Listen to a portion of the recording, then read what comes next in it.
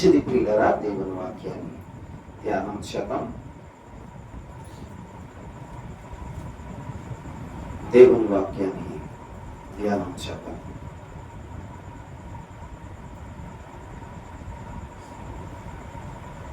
ఆదికాండము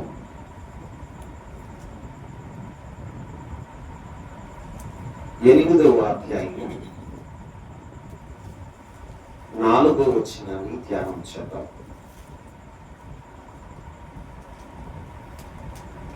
ఆదికాండము 8వ అధ్యాయము 4వ వచనం. 7వ నెల 17వ దినమున వాడ అరారాతు కొండల మీద నిలిచెను. చాలండి.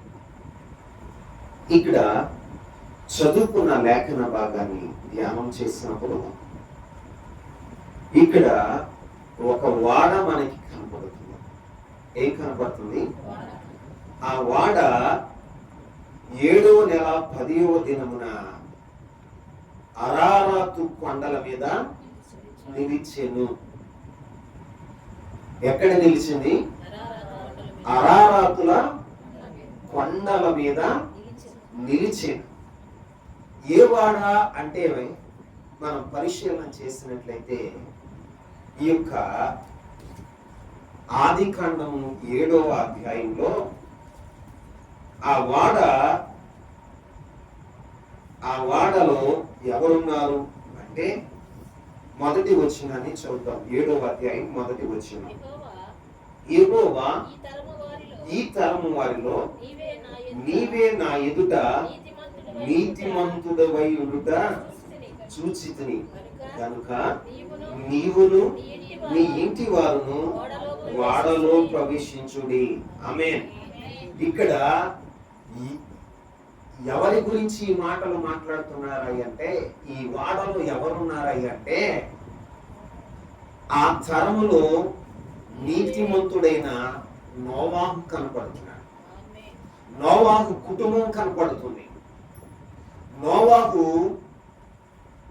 ఆ తరమంతటిలో కూడా నీతిమంతుడుగా ఉన్నాడు. ఎలా ఉన్నాడు?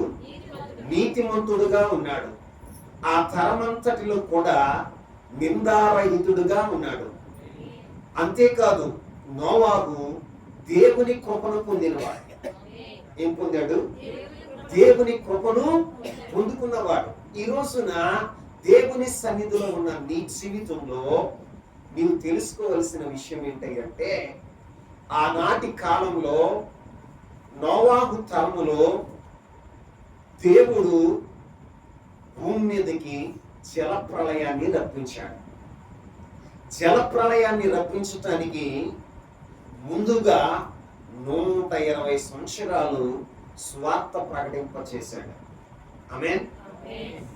ఆ తరము వారికి 120 సంవత్సరాలు స్వార్థ ప్రకటించి ఎవ్వరు కూడా విననప్పుడు వాడ పూర్తయిన తర్వాత, వాడ తయారు చేయటం పూర్తయిన తర్వాత నోవాహుతో దేవుడు మాట్లాడుతున్నాడు.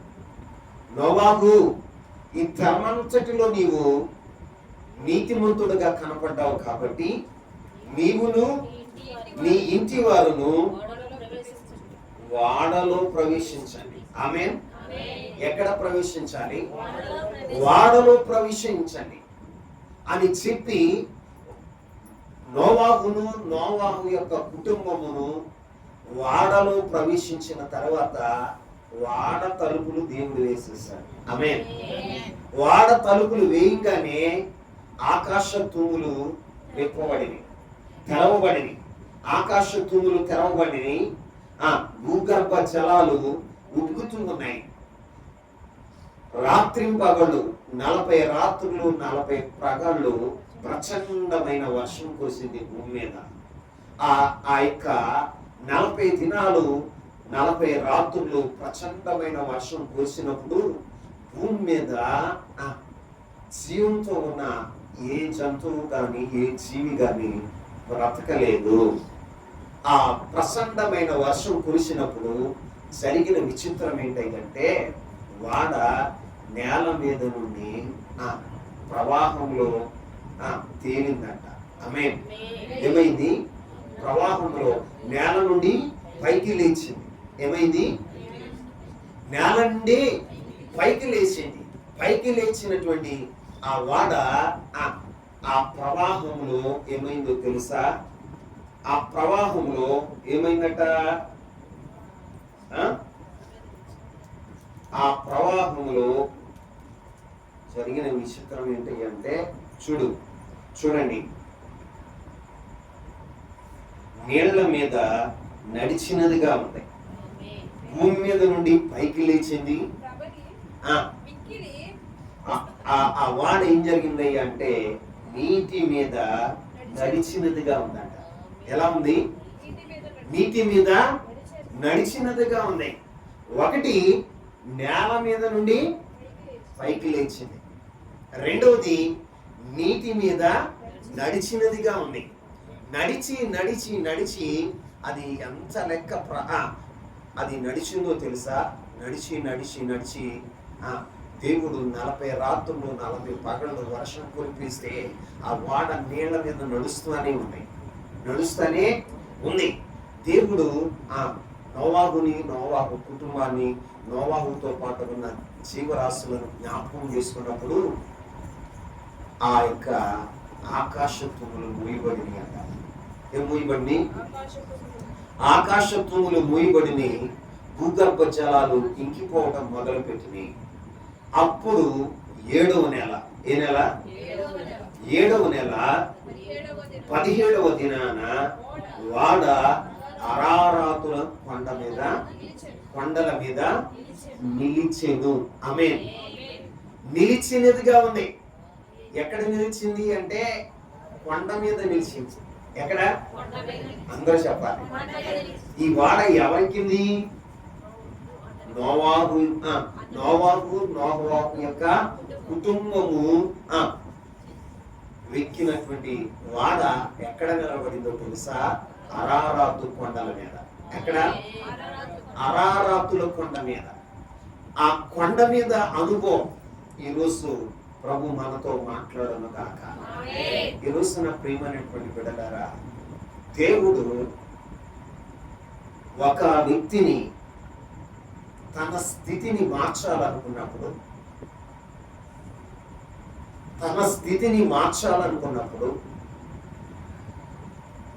తనను మహిమపరచాలి అనుకున్నప్పుడు, తనని ఘనపరచాలి అనుకున్నప్పుడు దేవుడు ఏం చేస్తాడో తెలుసా? ఒక వ్యక్తిని, ఒక కుటుంబాన్ని, ఒక సంఘాన్ని, ఒక గ్రామాన్ని దేవుడు ఘనపరిచి మహిమపరిచి ఉన్నతమైనటువంటి దానిగా ఆయన ప్రపంచానికి చూపించటానికి ఆయన ఏం చేస్తాడో తెలుసా? ఒక వ్యక్తిని దేవుడు మహిమపరిచేటప్పుడు, ఒక సంఘాన్ని దేవుడు మహిమపరిచేటప్పుడు, ఒక గ్రామాన్ని, ఒక కుటుంబాన్ని దేవుడు మహిమపరిచేటప్పుడు ఏం చేస్తాడో తెలుసా? చుట్టూ కూడా జల ప్రళయం లాగా ఒక ప్రళయాన్ని రప్పిస్తాడు. ఎవరు రప్పిస్తాడు? చెప్పండి. ఒక వ్యక్తిని దేవుడు మహిమపరిచేటప్పుడు, ఒక సంఘాన్ని దేవుడు మహిమపరిచేటప్పుడు జరిగే కార్యం ఏంటయ్యా అంటే చుట్టూ ఎలా ఉంటాయో తెలుసా? ప్రళయం. ఏముంటది? ఇప్పుడు నోవాహు యొక్క వాడ ఎక్కడుంది? అరారాతు కొండల మీద. ఎక్కడ? అరారాతు కొండల మీద ఆ వాడ నిలిచింది. అరారాతు కొండల మీద ఆ వాడ నిలవటానికి ఎవరెక్కించారు వాడనే? నోవాహు ఏమన్నా ప్రయాసపడ్డా? మాట్లాడరే. కొండ ఎక్కటానికి నోవాహు ఏమన్నా ప్రయాసపడ్డా? ఏమన్నా వర్షం కురిపించాడా? లేకపోతే వరదలు రప్పించాడా? ఏమన్నా చేశాడా? దేవుడు చెప్పినట్లుగా చేశాడు. ఏం చేశాడు? దేవుడు చెప్పినట్లుగా నోవాహు చేశాడు. నోవాహుతో దేవుడు ఏం చెప్పాడు? మొదట నోవాహు ఇంకా ఒక వాడను సిద్ధపరచు, స్థితిసారపు మ్రానుతో వాడను సిద్ధపరచు అన్నప్పుడు నోవాహు స్థితిసారపు మ్రానులతో వాడను సిద్ధపరిచాడు. ఎలా సిద్ధపరిచాడయ్యా అంటే దేవుడిచ్చిన డిజైన్ ప్రకారం ఆయన వాడను సిద్ధపరిచాడు. వాడను సిద్ధపరిచి వాడ సంపూర్తయిన తర్వాత దేవుడు అన్నాడు, నోవాహు నీవు నీ యొక్క కుటుంబము వాడలో ప్రవేశించండి అన్నాడు. ఏమన్నాడు? వాడలో ప్రవేశించండి, వాడలో ప్రవేశించండి. అప్పటికి వాడ ఎక్కడుంది? భూమి మీద, నేల మీద ఉంది. ఎక్కడుంది? నేల మీద ఉంది. దేవుడు చెప్పిన రీతిగా వాడలో ప్రవేశించిన తర్వాత వాడ తలుపులు దేవుడు వేసాడు. ఆమేన్. వాడ తలుపులు దేవుడు వేసాడు. దేవుడు వేసి ఏం చేశాడో తెలుసా? భూమి మీదకి జల ప్రళయాన్ని రప్పించాడు. ఏం రప్పించాడండి? చుట్టూ కూడా జల ప్రళయం. ఏ ప్రళయం? ప్రపంచమంతా ప్రళయం. కానీ వాడలో ఉన్న నోవాహు కుటుంబం మాత్రమే క్షేమాన్ని అనుభవిస్తున్నారు. క్షేమాన్ని అనుభవిస్తున్నారు. చుట్టూ కూడా ఆర్తనాదాలు, చుట్టూ కూడా ఆర్తనాదాలు చేస్తూ అనేక మంది మృతులవుతున్నారు. ఏమవుతున్నారు? మృతులవుతున్నారు. అవేమి నోవాకి కనపడట్లా. కనపడుతున్నాయా? కిటికీ ఎక్కడ పెట్టించాడో తెలుసా? 3వ అంతస్తులో. ఎక్కడ? 3వ అంతస్తులో మూరడు కిందకు పెట్టించాడు. 3వ అంతస్తు ఎక్కి చూసినా గాని పైనుంచి ఒక మూరడు కిందకు ఉంది కాబట్టి ఏమవుదో నోవాకి కనపడదు. కాబట్టి దేవుడు చెప్పిన రీతిగా నోవాహు వాడలో ప్రవేశించాడు. నోవాహుతో పాటు నోవాహు కుటుంబం. ఏ కుటుంబం? నోవాహు కుటుంబం వాడలో ప్రవేశించిన తర్వాత భూమి మీదకి జల ప్రళయం వచ్చింది. 40 రాత్రులు 40 పగళ్ళు ప్రచండమైన వర్షం కురిసింది. ఆ 40 రాత్రులు 40 పగళ్ళు కురిసిన ప్రచండమైన వర్షంలో భూమి మీద ఉన్న జీవరాశులన్నీ కూడా చనిపోయాయి. ఎందుకంటే భూగర్భ జలాలు ఉబుకుతున్నాయి, ఆకాశ తుంగులు తెరవబడినాయి, నీరు వర్షం ప్రచండమైనటువంటి వర్షాలు కురుస్తూ ఉంటే అన్ని పర్వతాలు మునిగిపోతున్నాయి, కొండలు మునిగిపోతున్నాయి, అన్ని మునిగిపోయినాయి. అప్పుడు 40 రాత్రులు 40 పగళ్ళు జీవరాశులు నీళ్లలో ఉండి చలికి వీసిపోయి చనిపోయినవి. భూమి మీద ఉన్న జీవరాశులన్నీ, ప్రాణం ఉన్నవన్నీ కూడా ఏమైనాయో తెలుసా? చనిపోయి. కానీ దేవుడు నోవాహును జ్ఞాపకం చేసుకున్నప్పుడు ఆకాశంలో వేయబడి భూగర్భ జలాలు ఎండిపోయినాయి. అప్పుడు ఏం జరిగిందో తెలుసా?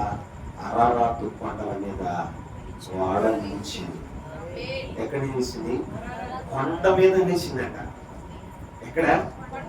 నిన్ను దేవుడు కొండ మీద నిలబెట్టాలంటే, నిన్ను మహిమ కలిగిన కొండ మీద, దీవెనకరమైన కొండ మీద, ఇదిగో ఈ రోజున రూపాంతరపు కొండ మీద దేవుడు నిన్ను నిలబెట్టాలంటే నువ్వేం చేయాలో తెలుసా? దేవుడు చెప్పినట్లుగా నువ్వు చేయాలి. నీవు ప్రయాసపడటం వలన కానీ పొందగోరటం వలన కానీ ఏమీ జరగదు. బైబిల్ ఏమని రాయబడి ఉంది? రోమ పత్రికలో ప్రయాసపడు వలనైనను పొందగోరు వలనైనను ఏమీ జరగదు, కానీ కనికరించు దేవుని వలన జరుగుతుంది. ఎవరి వలన? దేవుని వలన జరుగుతుంది. ఇప్పుడు వాడ కొండ మీదకి ఎక్కటానికి నోవాహు ఏమన్నా జేసీపీలు పెట్టాడా? క్రైన్లు తీసుకొచ్చి వాటిని పైకి లాక్కెళ్ళాడా? ఎలా వెళ్ళి?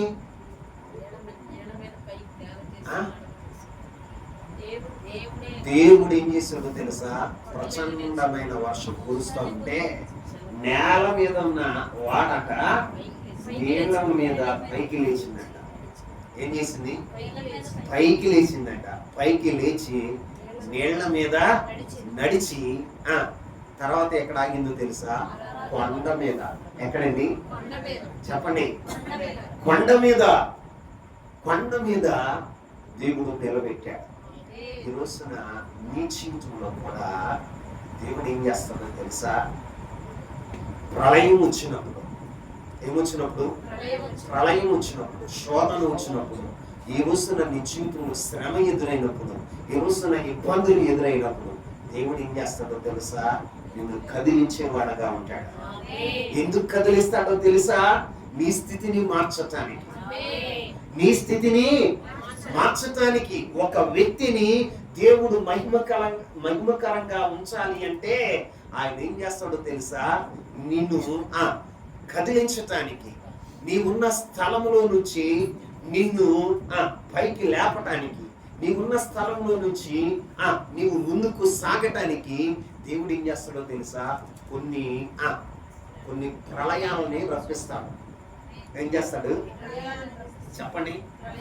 మనం ఏం చేద్దాం? ప్రళయం రాగానే, శ్రమ రాగానే, శోధన రాగానే, ఇబ్బందులు రాగానే మనం ఏమనుకుంటామో తెలుసా? దేవుడు మర్చిపోయాడు, దేవుడు చూస్తున్నాడా, అసలు దేవుడు ఉన్నాడా, దేవుని మీద సందేహం, విశ్వాసంలో నుండి మనం తొలగిపోయిన వారుగా ఉంటాం. కానీ దేవుని ఉద్దేశం ఏంటో తెలుసా? దేవుని ఉద్దేశం ఏంటో తెలుసా? నిన్ను ఉన్నతమైన కొండ ఎక్కించాలని ఆయన ఉద్దేశం. ఆయన మహిమ కలిగిన కొండ ఎక్కించాలని దేవుని ఉద్దేశం. నిన్ను, నీ జీవితాన్ని మహిమకరంగా ఉంచాలనుకుంటున్నాడు. ఎలా ఉంచాలనుకుంటున్నాడు? మహిమకరంగా ఉంచాలనుకుంటున్నాడు. అందరూ తల పైకెత్తి చూసేటట్లుగా చేయాలనుకుంటున్నాడు. చేయాలనుకున్నప్పుడు ఏం జరుగుతుందో తెలుసా? ఒక ప్రళయం వస్తుంది. ఏమవుతుంది? ప్రళయం వస్తుంది. ఆ ప్రళయం వచ్చినప్పుడు నువ్వు ఎలా ఉండాలో తెలుసా? దేవుని మాట యందు విశ్వాసం ఉంచి దేవుని మీద ఆనుకున్న వాడుగా ఉండాలి. దేవుని మీద ఆనుకున్న దానిగా ఉంటే ఆయన ఏం చేస్తాడో తెలుసా? ప్రళయం వస్తుంది, కానీ ప్రళయంలో నువ్వు ఎలా ఉంటావో తెలుసా? క్షేమంగా ఉంటావు. ప్రళయం ఏం చేస్తుందో తెలుసా? నిన్ను కదిలిస్తుంది. ఏం చేస్తుంది? కదిలించినంత మాత్రాన నువ్వు భయపడతావు. ఆమేన్. ఏం చేయకూడదు? భయపడకూడదు.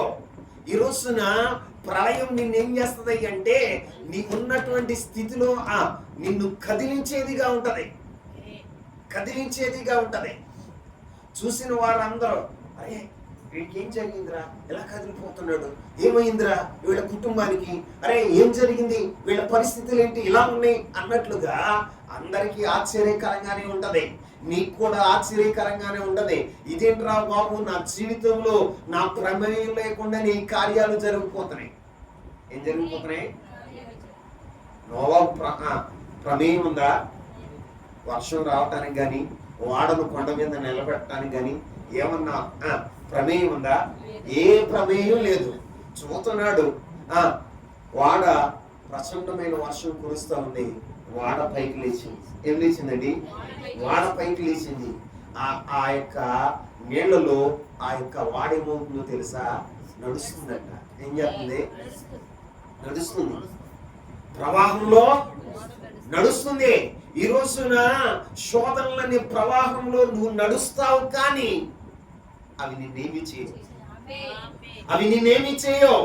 నువ్వు దేవుని యందు విశ్వాసం ఉంచి దేవుని మాట ప్రకారం నువ్వు నడిచే వ్యక్తివైతే ఈ రోజున దేవుని దృష్టికి నీతిమంతుడుగా నువ్వు అగపడితే నా దేవుడు ఏం చేస్తాడో తెలుసా? నిన్ను కదిలించటం మాత్రం వాస్తవం, కానీ ఆయన నిన్ను కదిలించేది ఎందుకో తెలుసా? మహిమకరమైన కొండ మీద నిన్ను నిలబెట్టడానికి. ఎక్కడ నిలబెట్టడానికి? మహిమకరమైన కొండ మీద నిలబెట్టడానికి.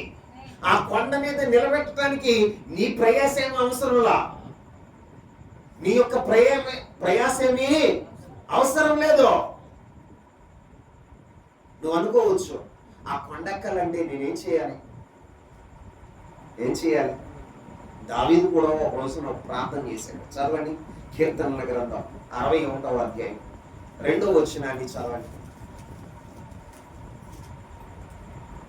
కీర్తనల గ్రంథం 61వ అధ్యాయం 2వ వచనం.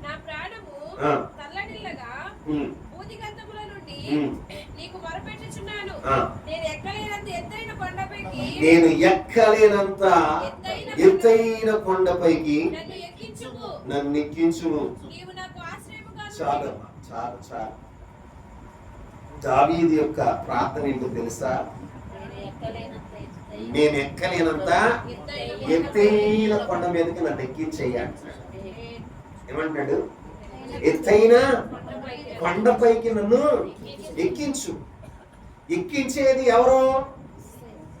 దేవుడు. నీ ఎక్కాలని ప్రయత్నం చేస్తే నీ వల్ల కాదు. నీ శక్తితో, నీ బలముతో ఎక్కాలని ప్రయత్నం చేసేవా, నీవు విఫలమైపోతావు. నీ ప్రయాస వ్యర్థమైపోద్ది, నువ్వు ఆయాసపడతావు. కానీ ఇక్కడ ప్రయాస ఏమీ లేకుండా, ప్రయాస ఏమి లేకుండా నోవాహు ప్రమేయం ఏమీ లేకుండా నోవాహు యొక్క వాడను ఎక్కడ తీసుకెళ్ళాడో తెలుసా? దేవుడు అరారాతు కొండల మీద నిలబెట్టాడు. ఆమేన్. నీ జీవితం అనే వాడ, నీ జీవితం అనే వాడని దేవుడు ఏం చేస్తాడో తెలుసా? ఎత్తైన కొండ మీద నిలబెడతాడు. ఆ కొండ మీద నిలబెట్టాలంటే నీ వాడ ముందు ఏమవ్వాలి? జలప్రలయం రావాలి. ఏం రావాలి? ప్రళయం రావాలి. చూసేవారందరూ భయపడిపోయేటట్టుగా, చూసేవారందరూ అబ్బురిపోయేటట్టుగా ప్రళయం రావాలి. ఆ ప్రళయంలో నీ వాడేమవ్వాలో తెలుసా? నేల మీద ఉన్నది పైకి లేవాలి. ఏమవ్వాలి? పైకి లేవాలి. లేచినటువంటి వాడ ఏమైందో తెలుసా? జల ప్రళయములో ఆ యొక్క ప్రవాహములో వాడ నడిచిందంట. ఏమైంది? వాడ నడిచింది. ఏమన్నా వాడకి ఇంజన్ బిగించాడా నోవాహు? మాట్లాడరే? తెడ్లేసాడా? చెప్పండి. వాడను ఆ అద్దరికి నడిపించాలని, ఆ కొండ మీదకి నడిపించాలని నోవాహు ఏమన్నా ప్రయాసపడ్డా? ఏ ప్రయాస లేదు. దేవుడు చెప్పినట్లుగా వాడలో కూర్చున్నాడు, అంతే. తలుపులు వేసుకుని కూర్చున్నాడు. వాడ ప్రయాణం అవుతుంది. వాడ నీళ్లపైన నడవటం ప్రారంభం చేసింది. ఈ రోజున నీ జీవితాన్ని కూడా నా దేవుడు ఏం చేస్తాడో తెలుసా? మహిమపరచాలనుకున్నప్పుడు, ఘనపరచాలనుకున్నప్పుడు, దీవెనకరంగా మార్చాలనుకున్నప్పుడు నా దేవుడు నీ జీవితం అనే వాడ మీదకి ఒక ప్రళయాన్ని రప్పిస్తాడు. ఆమేన్ చెప్పండి. ఆ ప్రళయం నిన్నేమీ చేయదు. దేవుని దృష్టికి నువ్వు నీతిమంతుడు అయితే, దేవుడు కట్టమన్న వాడను నీవు నిర్మించగలిగితే, ఆ ప్రళయం వచ్చినా కూడా ఆ ప్రళయములో నువ్వు ఎలా ఉంటావో తెలుసా? క్షేమంగా ఉంటావు. ప్రపంచానికి ప్రళయమే. ప్రపంచము అంతా సమూల నాశనం అయిపోవచ్చు, కానీ నీ జీవితంలో నీవు మాత్రం ఎలా ఉంటావో తెలుసా? క్షేమంగా ఉంటావు. క్షేమంగా ఉంటావు. జల ప్రళయం వలన ప్రపంచంలో ఉన్న ప్రజలందరూ ఏమయ్యారో తెలుసా? సమూల నాశనం అయిపోయారు. ఏమైపోయారు? సమూల నాశనం అయిపోయారు. కానీ నోవాహు తనున్న చోటు నుండి ఆయనకి తెలియకుండానే కొంత దూరం ప్రయాణం చేసి ఆ అరారాతు కొండల పైన వాడ నిలిచినదిగా ఉంటాయి. ఏం నిలిచిందట? చెప్పండి. దేవుడు నిన్ను మహిమపరచాలనుకున్నప్పుడు దేవుడు చేసే కార్యం అదే. నీవు శోధనలు అనేటువంటి ప్రవాహంలో నువ్వు నడుస్తున్నావా? నీ వాడ మునిగిపోదు, నీ జీవితం పాడైపోదు. ఇదిగో ఈ రాత్రి నీ కుటుంబం క్షేమంగా ఉంటది, నీవు క్షేమంగా ఉంటావు. ఈ రోజున దేవుడు ఆ ప్రవాహం ద్వారా నిన్ను ఎక్కడికి తీసుకెళ్తాడో తెలుసా? కొండ మీదకి. ఎక్కడికి? చెప్పండి. కొండ మీదకి. దీని మీదకి. నీ ప్రయాస లేకుండా, నీ శ్రమ లేకుండా, ఆయన నీ ప్రమేయం లేకుండా దేవుడు ఏం చేస్తాడో తెలుసా? కొండ మీద నిన్ను నిలబెడతాడు. ఎక్కడ నిలబెడతాడు? ఆ కొండ పేరు ఏంటో తెలుసా? మహిమ కలిగిన కొండ. ఒక్కొక్క మాట మీకు చెప్తాను, చూడండి. నిర్గమాకాండం 24వ అధ్యాయం 16వ వచనం. నిర్గమాకాండం 24వ అధ్యాయం యెహోవా మహిమ 16వ వచనం. యెహోవా మహిమ సీనాయి కొండ మీద నిలిచెను. మేఘము 6 దినములు దాని కమ్ముకొనెను. 7వ దినమున ఆయన ఆ మేఘములో నుండి మోషేను పిలిచెను. యెహోవా మహిమ ఆ కొండ శిఖరం మీద దయించు అగ్ని వలె ఇశ్రాయేలీయుల కన్నులకు కనబడెను. అప్పుడు మోషే ఆ మేఘములో ప్రవేశించి కొండ మీదకెక్కెను. మోషే కొండ మీద రేయింబగళ్ళు 40 దినములు ఉండెను. ఇక్కడ ఏం జరిగిందో తెలుసా? 16వ వచనంలో ఏమని రాశారో తెలుసా? యెహోవా మహిమ సీనాయి కొండ మీద నిలిచాను. ఎక్కడ నిలిచాను? ఇక్కడ దైవజనుడైన మోషే సీనాయి కొండ ఎక్కినప్పుడు ఆ కొండ మీద ఏం చూశాడయ్య అంటే దేవుని వైపును చూశాడు. ఈరోజు నీ ఆధ్యాత్మిక జీవితాన్ని, నీ కుటుంబ జీవితాన్ని దేవుడు ఒక కొండ మీద నిలిపినప్పుడు, ఎక్కడ చెప్పండి, ఒక కొండ మీద నిలిపినప్పుడు ఆయన ఏం చేస్తాడో తెలుసా? కొండ మీద నిలిపిన నీకు మహిమను కనుపరిచేవాడుగా ఉంటాడు. ఏం కనపరుస్తాడు? మహిమను కనుపరుస్తాడు. ఈ రోజున ప్రజలందరూ, ఇశ్రాయేలు ప్రజలందరూ ఏమనుకున్నారో తెలుసా? దహించు అగ్ని ఉంది ఆ కొండ మీద. ఏ కొండ మీద? సీనాయి కొండ మీద. సీనాయి కొండ చూస్తున్నప్పుడు అక్కడ ఏం కనపడుతుందో తెలుసా? దహించు అగ్ని కనపడుతుంది. దేవుని యొక్క మహిమ మేఘం అక్కడ ఉంది. ఏముందండి? మహిమ మేఘం అక్కడ నిలిచి ఉంది. ఆ మేఘంలో ఎవరున్నారో తెలుసా? మోషే ఉన్నాడు. ఎవరున్నారండి? మోషే ఉన్నాడు. మోషే ఏం చూశాడో తెలుసా? ఆ సీనాయి కొండ మీద దేవుని మహిమను చూశాడు. ఎవరి మహిమను చూశాడు? ఎంత ఉన్నాడు చూసారా? చెప్పండి. 30 లక్షల మంది ఇశ్రాయేలు ప్రజలు ఉన్నారు పాలెములు. వారు చూడగలిగారా? ఎవరు చూశారు? కొండ మీదకి ఎక్కిన వాడు. ఎవరో? నీ జీవితంలో కూడా కొండ మీద నువ్వు ఉన్నప్పుడే, ఎప్పుడు దేవుని మహిమను చూద్దాం. కొండ మీద నీవు ఉండాలంటే మోషే కొండ మీదకి వెళ్ళటానికి కారణం ఏంటో తెలుసా? దేవుడు రమ్మని చెప్పాడు. మిగిలిన వారిని ఎవరిని కూడా రావద్దన్నాడు. 70 మందిని ఏర్పరచు, వారికి నీ ఆత్మలో వారికి పాలు పంచి పెడతాను, కానీ వారు పైకి మాత్రం రాకూడదు. ఏమన్నారు? పైకి మాత్రం, కొండ మీదకి మాత్రం రాకూడదు. వారు ఇశ్రాయేల్ పాలెంలోనే ఉండాలి అని దేవుడు ఆజ్ఞాపించాడు. ఆ అధ్యాయంలో మోషేతో పాటుగా 70 మంది ఆత్మను పొందుకున్నవారు అన్నారు. ఎవరో చెప్పాలి? ఆత్మను పొందుకున్న వారు ఉన్నారు, కానీ వారికి అనుమతి ఇవ్వాల. అనుమతి ఇచ్చబడిన వ్యక్తి ఎక్కడికి ఎక్కాడో తెలుసా? కొండపైకి ఎక్కాడు. ఆమేన్. ఇక్కడ మోషే దేవుని అనుమతి ద్వారా ఎక్కడికి వచ్చాడు? కొండ మీదకి. ఎక్కడికి? కొండ మీదకి వచ్చాడు. ఇప్పుడు అరారాతు కొండ మీద వాడ నిలవటానికి కారణం ఏంటి? నోవాహు కూడా దేవుని మాట ప్రకారం వాడలో ప్రవేశించాడు.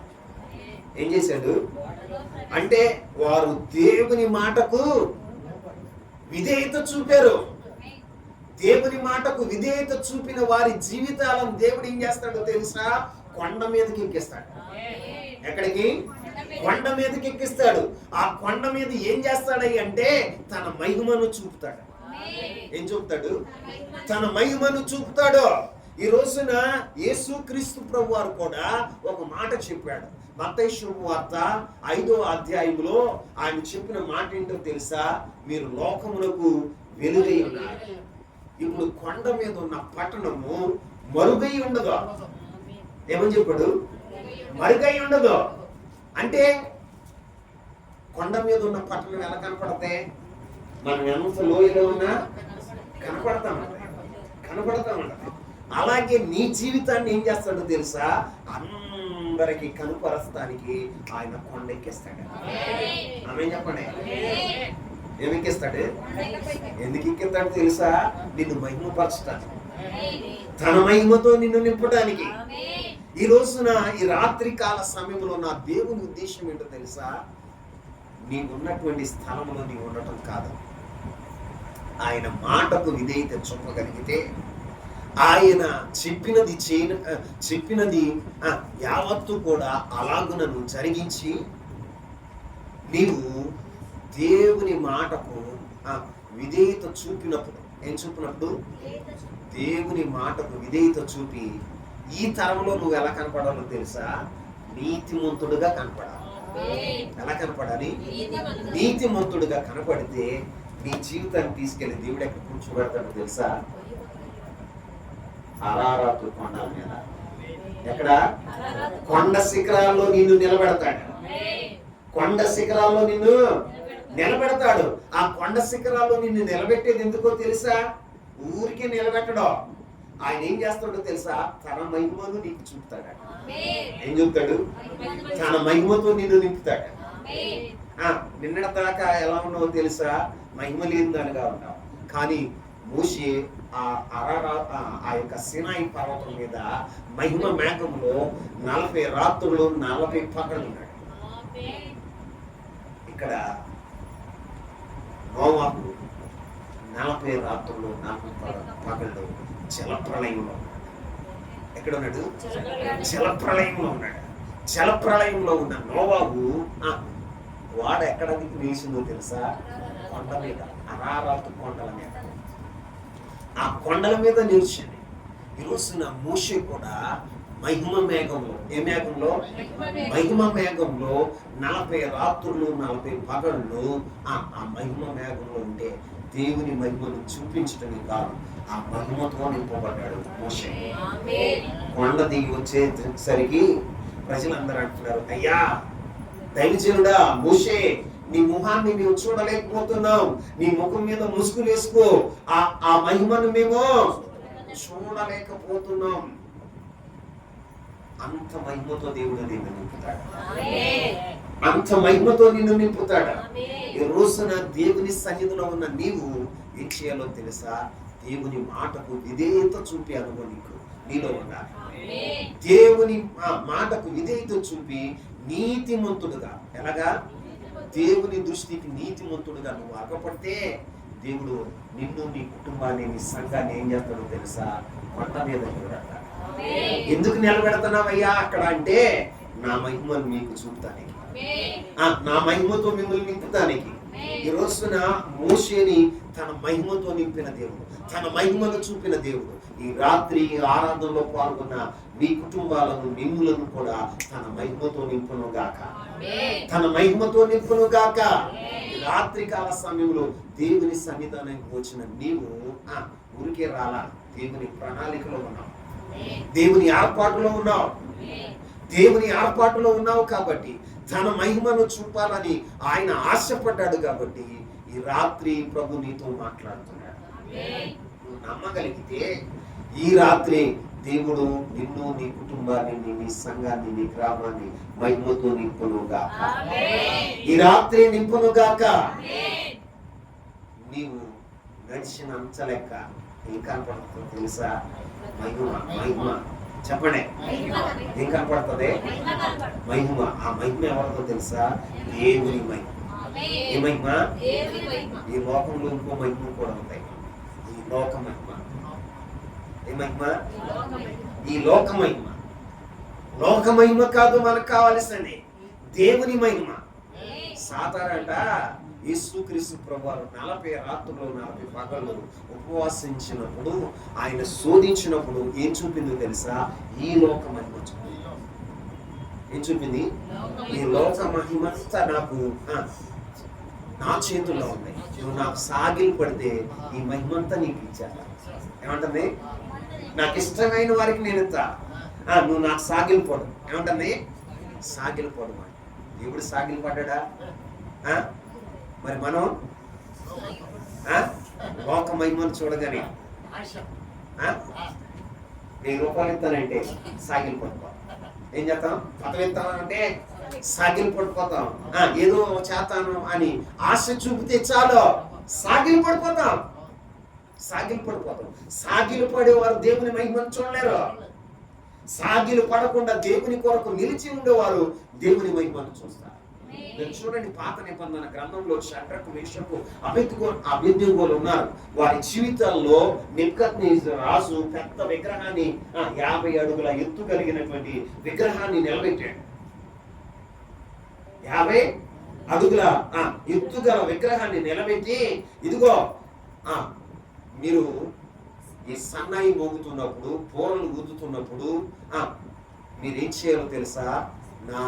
నా దేవత విగ్రహానికి మీరు సాగిలు పడాలి. ఏమన్నాడండి? సాగిలు పడకపోతే మిమ్మల్ని అగ్నిగుండంలో ఏత. అగ్నిగుండం మామూలుది కాదు, 7 అంతలు అవుతుంది. ఏమంతా అవుతుంది? వాళ్ళు ఏమన్నారో తెలుసా? విగ్రహం ముందు నిలబడి, ఓయ్ నెబుకద్నెజరు రాజు ఏమన్నారు? నెబుకద్నెజరు, మేము ఆరాధిస్తున్న దేవుడు సజీవుడు. ఇదిగో ఈ అగ్నిగుండం నుండి మమ్మలను తప్పించడానికి, రక్షించడానికి సమర్థుడు. ఆయన మమ్మలను రక్షించినా రక్షించకపోయినా మేము మాత్రం ఈ విగ్రహానికి సాగిలు పడమని చెప్పారు. ఏమని చెప్పారండి? సాగిలు పడమని చెప్పారు. సాగిలు పడకుండా ఉన్నప్పుడు రాజుగారికి ఏమొచ్చిందో తెలుసా? కోపం వచ్చింది. ఏమొచ్చింది? కోపం వచ్చింది. రే ఎవడు రాకడా అంటే సైన్యం వచ్చింది. అగ్ని 7 అంతలు చేయండి రా, వీళ్ళు సాగిలు పడరా అంటే ఎలా సాగిలు పడరో చూద్దాం, వీళ్ళని కాల్చేద్దామని రాజుగారు ఆజ్ఞాపిస్తే అగ్ని 7 అంతలు చేశారు. అగ్నిగుండంలో వేశారు. వేసిన వారు కాలిపోయి చనిపోయారు. కానీ అగ్నిగుండంలో షడ్రకు మేషకు అబేద్నెగోలకు పాటుగా ఇంకొకరు కూడా తిరుగుతున్నారట. ఏం తిరుగుతున్నారు? ఇంకొకరు కూడా తిరుగుతున్నారట. రాజుగారు చూశాడు. వీళ్ళు ఎలా ఉన్నారో తెలుసా? ఆడు నా ధన్యత, ఓహో నా భాగ్యము అనుకుంటూ ఆడు పాటలు పాడుకుంటూ నడుస్తున్నారు. ఎక్కడ? అగ్నిగుండంలో. ఆహా నా ధన్యత, ఓహో నా భాగ్యము, ఏమని వివరింతును యేసయ్యా, ఏమని వివరింతును. ఆహా నా ధన్యత, ఓహో నా భాగ్యము, ఏమని వివరింతును, ఏమని వివరింతును. హల్లెలూయా. ఆడేమో అగ్నిగుండంలోకి వెళ్తామా, మాకెంతో ధన్యత, మాకెంతో భాగ్యం అంటున్నారు. ఏమన్నారు? రాజుగారికి ఆశ్చర్యం. ఇదేంటరా బాబు, అగ్నిగుండంలో వెళ్తామంటే జరుచుకుంటారు, భయపడతారు, చచ్చిపోతామని కలవరం చెందుతారు. వీళ్ళేమని పాడుతున్నారు? ఆహా నా ధన్యత, ఓహో నా భాగ్యం అంటున్నారు. వీళ్ళ మాటలు వేరేగా ఉన్నాయి. రాజుగారు చూశాడు. అరే నెల్లులు కాలుకుని కాలిపోతారా చూద్దాం అని చూస్తున్నాడు. పైనుండి సింహాసనం మీద నుంచి చూస్తుంటే 4వ వ్యక్తి వాళ్ళకి ముందుగా తిరుగుతున్నాడు. దేవతల యొక్క రూపం కనపడుతుందంట ఆయనకి. కనపడుతూ ఉంటే, రే ఎంతమందిని వేసారా మీరు అంటే, అయ్యా 3. ఎవరిని వేసారా? షడ్రకు మేషకు అబేద్నెగోలు. మరి 4వ వ్యక్తి కనపడుతున్నాడు నాకు. ఏం కనపడుతున్నాడు? 4వ వ్యక్తి కనపడుతున్నాడు. దేవదూతల ఆకారం కలిగి ఉన్నాడు. అయ్యో షడ్రకు మేషకు అబేద్నెగోలారా, మీరు పైకి రండి. ఏమంటాడు? రాజుగారు ఆజ్ఞాపించగానే వాళ్ళు పాటలు పాడుకుంటూ చక్కగా వచ్చేసారు. బయటకు వచ్చేసారు. వచ్చిన తర్వాత అందరం అని షట్లు వాసన చూస్తున్నారు, ఇంటికి వాసన చూస్తున్నారు. ఎక్కడ మాడి గుంపు రాట్లా, కాళ్ళు వాసన రాట్లా. ఇదేంట్రా బాబు అంటే దేవుని మహిమను వాళ్ళు చూశారు. ఎవరి మహిమ? లోక మహిమ కాదా. లోక మహిమను చూసిన వారు ఆ విగ్రహానికి సాగిలపడ్డారు. కానీ దేవుని మహిమను చూసిన వారు నిలిచి ఉన్నారు. ఈ రోజున మీతో చెప్పే మాట, లోకంలో 2 మహిమలు ఉన్నాయి. ఒకటి దేవుని మహిమ, రెండోది లోక మహిమ. లోక మహిమకు నువ్వు సాగిలు పడ్డావా, నువ్వేమైపోతావో తెలుసా? ఓడిపోయిన వాడగా ఉంటావు. దేవునిని అవమానపరిచిన వాడుగా ఉంటావు. దేవుని దుఃఖపరిచిన వాడుగా ఉంటావు. దేవునికి విరుద్ధమైన నడకలు నడిచిన వాడుగా ఉంటావు. కానీ దేవుని కొరకు నువ్వు నిలిచేవా, దేవుని మహిమను నువ్వు చూడగలుగుతావు. దేవుని మాటకు విధేయత చూపిన మోషే దేవుని మహిమను చూశాడు. ఏ మహిమను చూశాడు? దేవుని మహిమ. దేవుని మహిమను చూశాడు. దేవుని మహిమను చూశాడు. దేవుని మహిమతో నింపబడ్డాడు. కిందకి దిగొస్తూ ఉంటే అందరూ, మోషే నీ ముఖాన్ని మేము చూడలేకపోతున్నాం.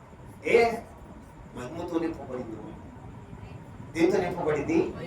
మహిమతో నింపబడింది. ఈ రాత్రి దేవుని మహిమ నిన్ను ఆవరించును గాక, నిన్ను నింపును గాక. ఈ రాత్రి కాల సమయంలో దేవుని సన్నిధిలో దేవుని మాటకు విధేయత చూపే అనుభవం నీకుంటే దేవుని మహిమతో నువ్వు నింపబడతావు. ఎక్కడ ఉండవు తెలుసా? కొండపైన. ఎక్కడ? నీ నీ వాడ ఎక్కడ ఉండదే? అరారాతుల కొండపైన. ఎక్కడ? అరారాతుల కొండపైన నిలుస్తుంది. ఇక్కడికి ఎలా వెళ్ళిందిరా? ఎలా వెళ్ళింది? అందరికీ ఆశ్చర్యం. అందరికీ ఆశ్చర్యం. అందరూ నిన్ను ఎలా చూడాలో తెలుసా? దేవుడు నిన్ను మహిమపరుస్తున్నాడు అనుకో, ఎలా చూడాలి? తలెత్తి చూడాలి. ఎలా చూడాలి? పైన. నువ్వు ఎక్కడ కూర్చుంటావు? కొండపైన సింహాసనం మీద అక్కడ కూర్చున్నప్పుడు అందరు నేను చూసిన వారందరూ తల ఎత్తుదురు గాక. ఆమేన్. అంత పైన దేవుడు నిన్ను కూర్చోబెట్టును గాక. మన మాట చెప్పనా? మహిమ కలిగిన కొండే కాదండి, ఆయన నిన్ను ఎక్కించే కొండ పోయి తెలుసా? దీవెనకరమైన. చెప్పండి, చదవండి. ద్వితీయోపదేశకాండం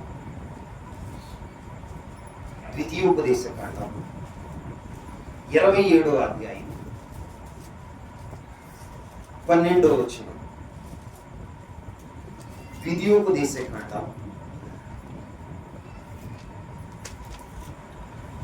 27వ అధ్యాయం 12వ వచనం. బెన్యామీను గోత్రముల వారు 11వ వచనం కూడా చదువుతామా? ఆ దినమందు మోషే ప్రజలకు ఆజ్ఞాపించినదేమనగా, మీరు యోర్దాను దాటిన తరువాత షిమ్యోను, లేవి, యూదా, ఇష్మాకారు, యోసేపు, బెన్యామీను, ఎన్ని మొత్తం 6 గోత్రాలు ఎక్కడ నిలబడ్డారో తెలుసా? ప్రజలను దీవెన వచనములు పలుకుటకు గిరీజీము కొండ మీద నిలవబలెను. ఇది ఏ కొండ?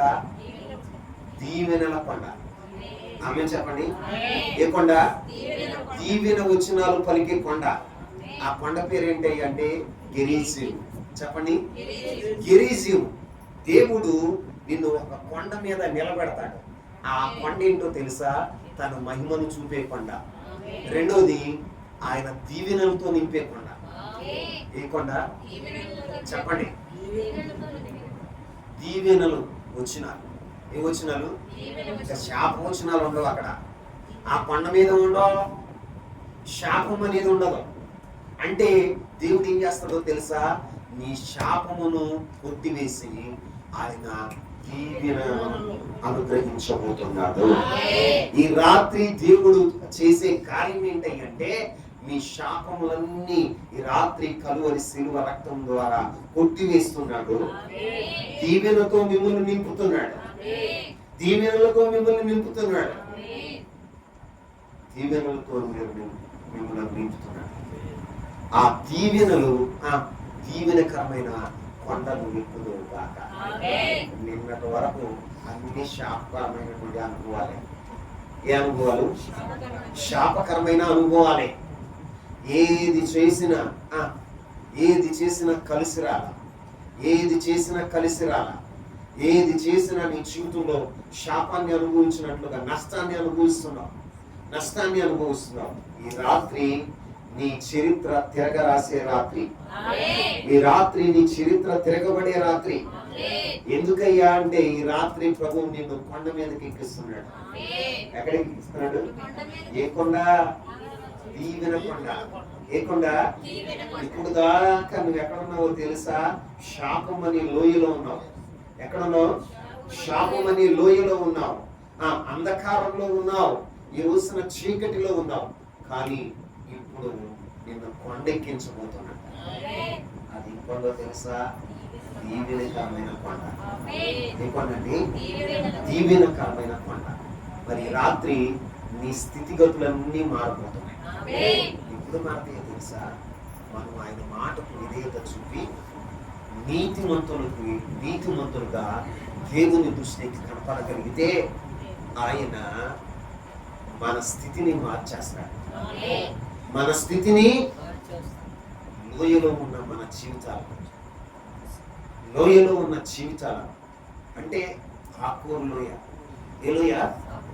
ఆకూరు లోయ, శ్రమ గల లోయ. నీ కుటుంబం అంతా శ్రమంలో ఉంది, శోధంలో ఉంది, ఇరుకులో ఉంది, ఇబ్బందుల్లో ఉంది. కానీ నీ లోయను ఎలా మార్చుతున్నాడు తెలుసా? నిరీక్షణ ద్వారంగా మార్చే దేవుడు నిన్ను ఆ లోయలో నుండి లేపి తన బాహువును చాచి ఆయన ఏం చేస్తాడో తెలుసా?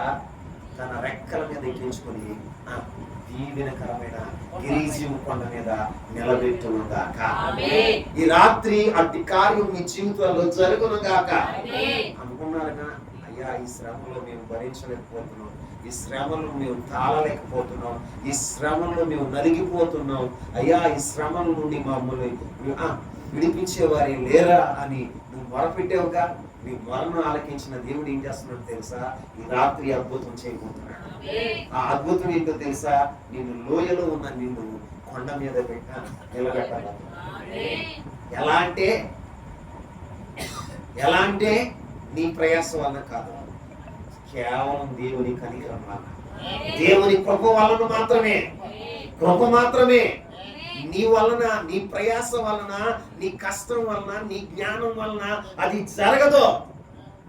దేవుని కనికరం బట్టి జరుగుతున్న రాత్రి ఆయన ఏం చేస్తున్నాడు తెలుసా? నిన్ను కొండ మీదకి ఎక్కిస్తున్నాడు. ఎక్కడికి? కొండ మీదకి. ఏ కొండ? మొదటి కొండ పేరు ఏం చెప్పా? మహిమ కలిగిన కొండ. రెండవ కొండ ఏమని చెప్పా? దీవెనకరమైన కొండ. అవును, ఆయన ఆ కూరు లోయలో నుండి, ఏ లోయలో నుండి? ఆ కూరు లోయలో నుండి నిన్ను పైకెత్తబోతున్నాడు. గాఢాంధకారపు లోయలో నుండి నా దేవుడి రాత్రి నిన్ను పైకెత్తబోతున్నాడు. నీ కుటుంబాన్ని పైకెత్తబోతున్నాడు. నీ జీవితం అనుకున్నావుగా, ఈ గాఢాంధకారంలో ఉన్నాను, ఈ శ్రమల మధ్యన నలిగిపోతున్నాను, ఈ యొక్క యజమానులతో నేను తట్టుకోలేకపోతున్నాను, ఒత్తిడి కలిగిస్తున్నారు, నా ఉద్యోగులు ఒత్తిడి కలిగిస్తున్నారు అని అనుకున్నావుగా.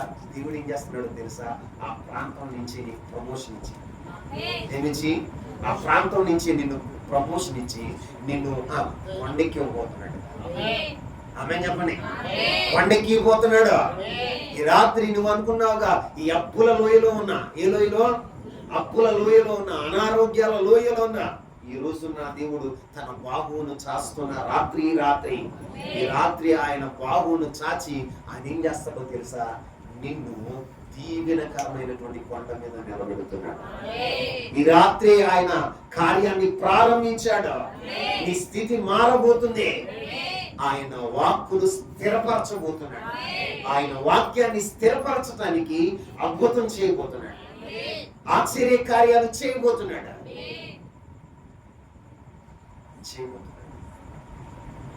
ఎన్ని కొండలు చెప్పా? 2 కొండలు చెప్పా. ఎన్ని కొండలు? ఏ కొండలయ్యి? మహిమ కలిగిన కొండ, దీవెనకరమైన కొండ. ఇంకో కొండ పేరేంటో తెలుసా? రూపాంతరపు కొండ. ఏ కొండ చెప్పండి? రూపాంతరం చెందినటువంటి కొండ. చూడండి, లోకాశుభవార్త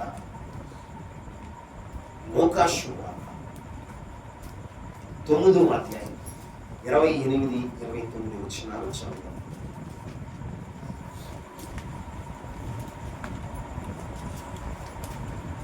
లోకాశుభవార్త 9వ అధ్యాయం 28, 29 వచనాలు చదువుతాం. ఈ మాటలు చెప్పినది మొదలుకొని రమారమి 8 దినములైన తర్వాత ఆయన పేతురును యోహానును యాకోబును వెంటబెట్టుకుని ప్రార్థన చేయుటకు ఒక కొండ ఎక్కెను. ఆయన ప్రార్థన చేయుచుండగా ఆయన ముఖ రూపము మారెను. ఆయన వస్త్రములు తెల్లనివై దగదగా మెరిసెను. ఆమేన్. ఈ కొండ ఏంటో తెలుసా? రూపాంతర కొండ. ఏ కొండ చెప్పండి. ఈ రాత్రి నేను చెప్పే మాట ఏంటంటే, నీవు కూడా ప్రార్థన అనే కొండకి రూపాంతరం చెందుతావు. ఏం చెందుతావు? చెప్పండి. ప్రార్థన అనే కొండ నువ్వు ఎక్కినప్పుడు, దేవునితో నీవు సహవాసం చేసినప్పుడు, దేవుని మహిమ నీ మీద ఏమవుతుందో తెలుసా? ట్రాన్స్ఫర్ అవుతుంది. అప్పుడు నీవేమవుతుందో తెలుసా? రూపాంతరం చెందుతావు. దేవునితో సన్నిహితమైన సంబంధం నువ్వు కలిగి ఉన్నప్పుడు, దేవుని మహిమ నీలోనికి వచ్చినప్పుడు, దేవుని ప్రేమను నువ్వు రుచి చూసినప్పుడు, దేవుని యొక్క మహిమ ప్రభావాల్ని నువ్వు అనుభవిస్తున్నప్పుడు నువ్వు ఎలా మారిపోతావో తెలుసా? ఒకప్పుడు పౌలు గారు ఎలా ఉన్నాడో తెలుసా? హింసకుడు, దూషకుడు, హానికరుడుగా ఉన్నాడు. రూపాంతరం చెందిన తర్వాత ఎలా మారిపోయాడో తెలుసా? సాత్వికుడుగా మారిపోయాడు. ఎలా మారిపోయాడు? సాత్వికుడుగా మారిపోయాడు. ఆయన ఎలా మారిపోయాడు అంటే, వదకు తేబడిన గొర్రె పిల్ల వలె మారిపోయాడు. ఆయన ఎలా మారిపోయాడు అంటే, ఆయన కోసం ప్రాణార్పణంగా పోయబడటానికి సిద్ధపడిన వాడుగా ఉన్నాడు. ఒకప్పుడు యేసయ్యను గురించి ఎవరినైతే చంపాడో, ఇప్పుడు యేసయ్య కొరకే తన ప్రాణాన్ని పెట్టడానికి సంసిద్ధుడయ్యాడు. అంతటి మార్పు ఈ రోజున చాలా మంది అనుకుంటారు, చాలా మంది అన్య సహోదరులు తెలియని వారు, తెలిసిన వారు అనుకోరు. తెలియని వారు ఏమంటారో తెలుసా? వీళ్ళు బలవంతంగా మార్చేస్తున్నారు. తాగే ఉండి ఎవరినైనా మార్చగలమా? వ్యభిచరించే ఉండి ఎవరినైనా మార్చగలమా? దొంగని ఎవరినైనా మనం మార్చగలమా? నేను మార్చాను అన్న వాళ్ళు ఎవరన్నా ఉంటే ఒకసారి రండి, మీకు పోతాన్ని సన్మానం చేద్దాం. నిజమే, మనం మార్చగలమా? మార్చలేము. మార్చగలిగింది ఎవరయ్యంటే దేవుని ప్రేమ, కలువరి ప్రేమ. ఆయన ప్రేమ మాత్రమే మనల్ని మారుస్తుంది. మనలో రూపాంతరాన్ని కలగచేసేది ఏంటో తెలుసా? దేవుని మహిమ. ఏంటండి? దేవుని మహిమ. ఆ మహిమను మనం చూడాలంటే మనం ఏ కొండ ఎక్కాలో తెలుసా? ప్రార్థన కొండ. ఏ కొండ? యేసయ్య పేతురు గారిని, యాకోబు గారిని, యోహాను గారిని వెంట పెట్టుకుని వెళ్ళి ఆయన కొండగా చేసిన పని ఏంటి? నీ భక్తిలో, విశ్వాసంలో, పరిశుద్ధతలో శిఖరాగ్ర స్థాయికి వెళ్ళిన నీవేం చేయాలో తెలుసా? ప్రార్థించేవాడుగా ఉండాలి. ఏం చేయాలి? ప్రార్థించేవాడుగా ఉండాలి. నువ్వు ప్రార్థన చేస్తూ ఉండగానే నువ్వు రూపాంతరం చెందుతావు. నీ ఆలోచనలు మారిపోతాయి, నీ ఊహలు మారిపోతాయి, నీ తలంపులు మారిపోతాయి, నీ క్రియలు మారిపోతాయి. క్రీస్తులాగా నువ్వు మారిపోతావు. సమాజంలో నీవు క్రీస్తుని అగ్గుపరిచేవాడుగా ఉంటావు. అందుకే ఈ రాత్రి నా ప్రభు చెప్తున్న మాట ఏంటంటే, నువ్వు రావాల్సిన కొండ పేరేంటో తెలుసా? ప్రార్థన కొండ. ఆ ప్రార్థన కొండ మీద జరిగేది ఏంటంటే రూపాంతరపు అనుభవం. ఈ రోజున నీ జీవితంలో నీవు రూపాంతరం చెందాలంటే, క్రీస్తులాగా మారిపోవాలి అంటే, క్రీస్తులాగా నీవు లోకానికి అగ్గుపడాలి అంటే నువ్వు ప్రార్థన జీవితం కలిగిన వాడుగా ఉండాలి. ఏ జీవితం? ప్రార్థన జీవితం. నిజంగా దేవుడితో నీకు సహవాసం ఉంటే, ఆయనతో మాట్లాడే అనుభవం ఉంటే, ఆయన మహిమ నీవు పొందుకున్న అనుభవం ఉంటే, ఆయన ముఖ దర్శనాన్ని నువ్వు చేసుకోగలిగితే, ఆయన స్వరాన్ని వినే అనుభవం నీలో ఉంటే, నీలో ఒక వినూతనమైన మార్పు వస్తుంది. మార్పు వస్తుంది. అందుకే యేసయ్య తన శిష్యుల్లో ముగ్గురిని మాత్రం కొండపైకి తీసుకెళ్ళి ప్రార్థన చేస్తున్నాడు. ఏం చేస్తాడు?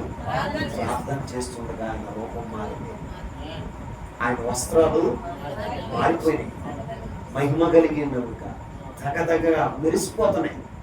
అంతగా రూపాంతరం చెందటానికి కారణం ఏంటంటే తండ్రికి ఆయన ప్రార్థన చేస్తున్నాడు. తెలుసిన యేసయ్య మనకి నేర్పే పాఠం ఏంటంటే మనం కూడా రూపాంతరం చెందాలంటే ఆ ప్రార్థన కొండే కాదు. ఏ కొండ? నీవు దీవుని కొండ ఎక్కడం ఎక్కిన మహిమ కలిగిన కొండ ఎక్కిన నీవు ఎక్కవలసిన ఆ మూడో కొండ పేరు ఏంటో తెలుసా? ప్రార్థన కొండ. ఏ కొండ? అక్కడే రూపాంతరం వస్తుంది. ఏమవుతుంది? ప్రార్థనలోనే రూపాంతరం. ఆయన మహిమను చూసినప్పుడు, ఆయన ప్రేమను చూసినప్పుడు, ఆయన స్పర్శను అనుభవించినప్పుడు, ఆయన పంచుతున్నటువంటి ఆ యొక్క కృపను నువ్వు చూసినప్పుడు ఏమవుతుందో తెలుసా? రూపాంతరం చెందుతావు. ఏం చెందుతావు? లేకపోతే నీ ప్రార్థన జీవితం లేని వాళ్ళ జీవితాలు ఎలా ఉంటాయో తెలుసా? మార్పు ఉండదు. ఏముండదు? మార్పు ఉండదు. మార్పు ఉండదు. ఈ రోజున ఇప్పుడైనా ఈ రాత్రి అయినా నా దేవుడు ప్రార్థన కొండను ఎక్కించుకుంటా. ప్రార్థించాలి. కొంతసేపు మనం ప్రార్థన చేయగలిగితే దేవుడే సహాయం చేస్తాడు. పరిశుద్ధాత్ముని ఏం చేస్తాడో తెలుసా? మనం యుక్తంగా ఎలా ప్రార్థన చేయాలో ఆయన మనలో నుండి ఆయన మనకి సహాయం చేస్తాడు. తండ్రికి ఎలా ప్రార్థన చేయాలో ఆయనే చెప్పనా సౌఖ్యంగా మూర్ఖులతో, మహిమాయుక్తమైన మూర్ఖులతో మొరపెట్టేవాడుగా ఉంటాడు. అప్పుడు మన ప్రార్థన ఆలకించిన దేవుడు ఏం చేస్తాడో తెలుసా? మన జీవితంలో రూపాంతరం అనుభవాన్ని అనుగ్రహించేవాడు. మరి రాత్రి దేవుని సన్నిధిలో నువ్వు చేయవలసిన పని ఏంటంటే, మొదట నువ్వు చేయవలసిన పని ఏంటో తెలుసా? దేవుని మాటకు విధేయత చెప్పాలి. 2, నీతిమంతుడుగా ముందుగా నువ్వు కనపడాలి. 3, ప్రార్థించే వ్యక్తిగా ఉండాలి. ఎలా ఉండాలి? ప్రార్థించే వ్యక్తిగా ఉండాలి. ఈ అనుభవాలు నీలో ఉంటే ఆయన నిన్ను ఒక కొండ మీద నిలుపుతాడు. ఎక్కడ? కొండ మీద నిలుపుతాడు. దేవుని మాట మీద నీ విశ్వాసం నుంచి ఆయన మీద ఆనుకున్నావు కాబట్టి, ఆయన మాటకు లోబడ్డావు కాబట్టి నిన్ను ఆ కొండ మీద ఉంచేవాడుగా ఉంటాడు. నువ్వు ప్రయాసపడవసరం లేదు. ఈ పరిచర్యను విస్తరింప చేయాలని, ఈ పరిచర్యను మహిమపరచాలని మనమేమి చేయవసరం లేదు. మనమేమి ఆయన మాటకు మనం విధేయత చూపగలిగితే, ఆయన మాటకు మనం విధేయత చూపగలిగితే మహిమపరిచేది ఆయన. ఆయన కొండెక్కించేది ఆయన, మనం కాదు. శిష్యుని ఎవరెక్కించారు? పేతురు, యోహాను. యోహాను గారిని ఎవరిని వెంట పెట్టుకుని వెళ్ళాడండి? యేసయ్యే తీసుకెళ్ళాడు. ఎవరు తీసుకెళ్ళారు? యేసయ్యే తీసుకెళ్ళాడు. నిన్ను కూడా ఆయనే తీసుకెళ్తాడు కొండ మీదకి. కొండ మీదకి ఈ రాత్రి నేను తీసుకెళ్ళనుగా. ఏ కొండల మీదకి? మహిమ కలిగిన కొండ మీదకి. ఏ కొండ మీదకి? దీవెనకరమైన కొండ మీద. ఏ కొండ మీదకి? ప్రార్థన కొండ మీద. ఎక్కడ? ప్రార్థన కొండ మీదకి నేను తీసుకెళ్ళి నీ స్థితిని మార్చునుగా. కృప పరిశుద్ధాత్మ దేవుడు మనందరికీ దయచేయండి. ఒకరిస్తారా?